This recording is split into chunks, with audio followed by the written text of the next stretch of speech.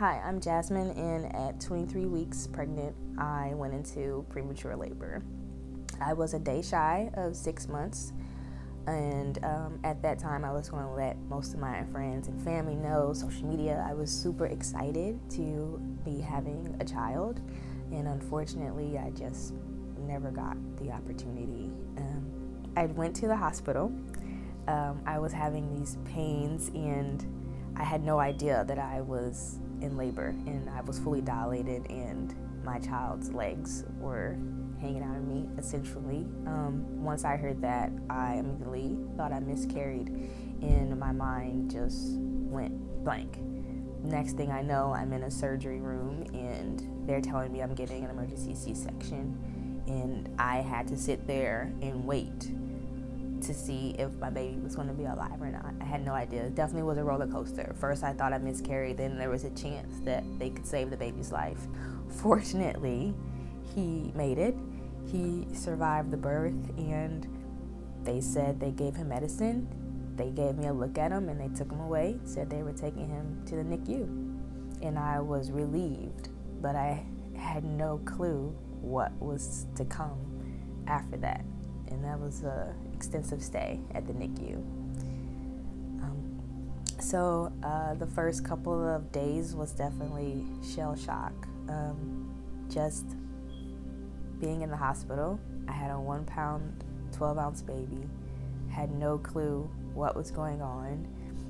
I still had medicine inside of me, so I didn't, I couldn't really connect. I couldn't really understand the situation at all. I just knew there was a baby there, and I knew that it was not a good situation. I just knew that having a child at 23 weeks was not ideal, and basically it's not a matter of when you leave the hospital, it's more so a matter of if you leave the hospital. And if you do make it out, it's not a matter of if the baby's going to have developmental problems, it's more of a matter of when they're going to show up. So that alone was a huge weight on my shoulders.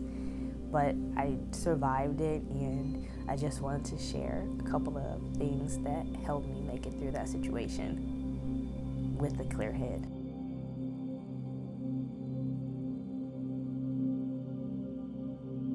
Prayer definitely helped me get through the good days and the bad days. There was a lot of bad days, but I really wouldn't know what to tell anyone if you didn't believe in God, because at any time someone could come into your room and give you bad news. I've seen plenty of times where people would say they were told that their baby wasn't going to make it through the night, and so when you hear certain things like that, what else are you going to do if you don't believe? So my advice would be to pray, whether you believe or not. Just pray, and that's pretty much your only option at that point, because your baby's hands are in the hands of someone else, and you don't have a choice. You don't have anything to do. There's nothing that you can do to help. My son was unresponsive at a time.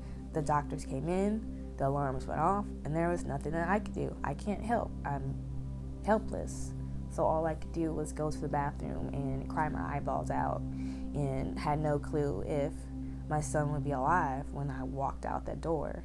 So I just prayed and I cried, and I honestly just said, thank God. Thank you, God, for healing him. And that's just how I thought. Regardless if it was a crisis going on, I still just thank God in that moment and believe that my son would be okay. And that's how I got through every day there. Prayer definitely was the first thing that I did. You have to most definitely find a silver lining in whatever your situation is. I know there can be ups and downs, but regardless of what you feel like is a bad situation, you have to find some type of positive in it, and you can't just harp on the negative. If it's your child's on a jet, maybe they're off the jet, maybe they're on a lower percentage, they don't have as many Brady's. Whatever it is that you can find, hold on to that. And if you can't think of anything, what I did was happy that I wasn't mourning the loss of my son. I held on to the fact that he was still here and he was still fighting. So in those days where I couldn't find a positive thought, Josiah's here, I'm looking at him, and that's what I had to focus on. And I think that will definitely help a lot of parents or guardians get through their time.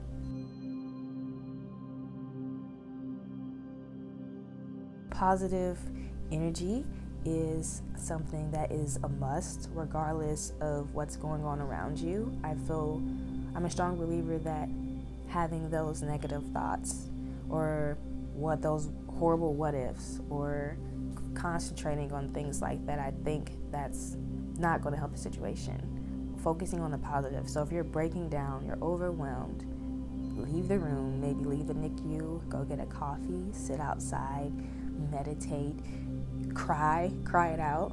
Plenty of times I went to the bathroom and cried, or in the car and cried. Dried my tears, sucked it up, and went back into the room with a positive attitude. Josiah's father called just to let me know that he wasn't going to be around. He didn't ask any questions. Is the baby okay? Is he going to survive? What's the chance of survival? What's his name? Is it a boy? Is it a girl? Literally just called my phone to let me know he wasn't going to be there. So, of course, anybody would hurt for their child. So I started to cry, and my son had a heart rate drop. And so at that point, I knew that he could feel my energy, and I didn't want him to feel that. So from that point on, I made a stance to only be strong, and I had to be strong for him because he was being strong. He was fighting, so he needed me to be strong too. So I think that is something that everyone needs to think about. Having that strong attitude, that positive energy going towards their child.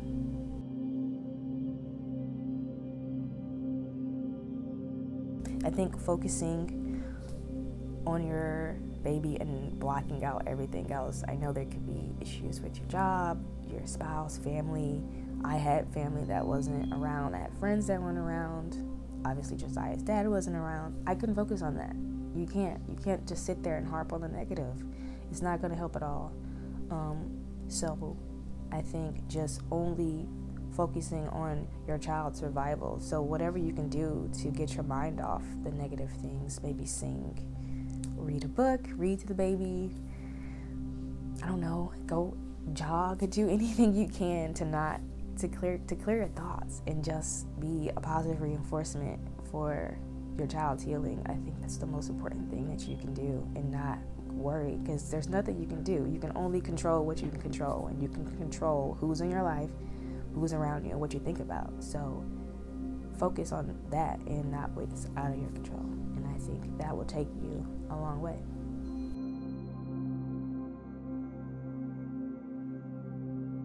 I think it's important for those who are in your support system to really understand, just people in general, to understand that the NICU stay can be quite stressful. It's not just, your baby's back there, they need to just gain a couple pounds and go home. There's a lot of babies back there that are fighting for their lives, and it's quite serious. There's babies that die. There's a baby that died when we stayed there.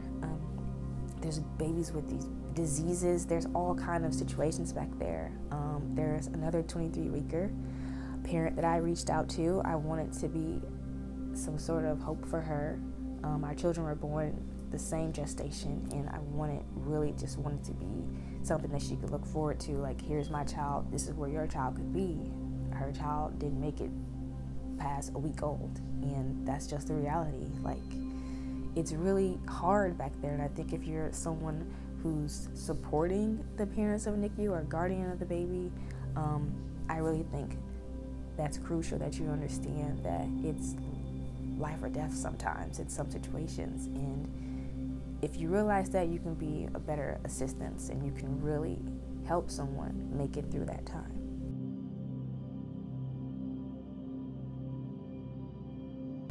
I just wanted to say thanks to those who have supported me.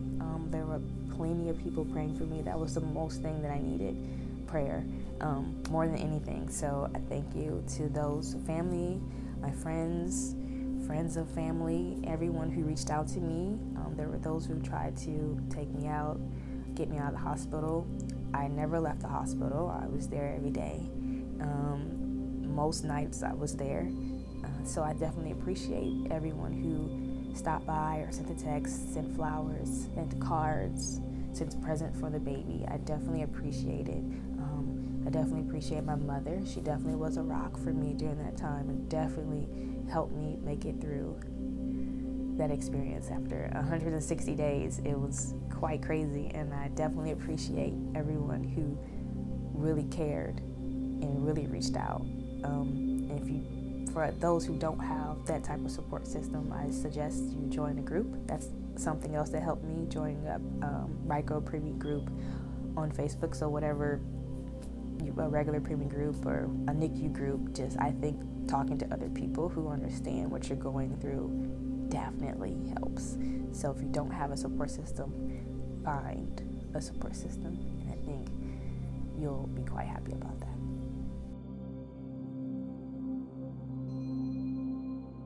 Things have been surreal. You finally feel like a mom. I literally wasn't by myself with my baby for 160 days. So it was crazy to finally have him alone. No doctors, no glass windows, no one telling me what to do, no one telling me when I can pick him up or anything. So just that alone has been the best thing, to finally be able to bond with my baby and feel like a real mother. So I think, I don't know how to describe it. I'm a mom, and it's the best thing in the world.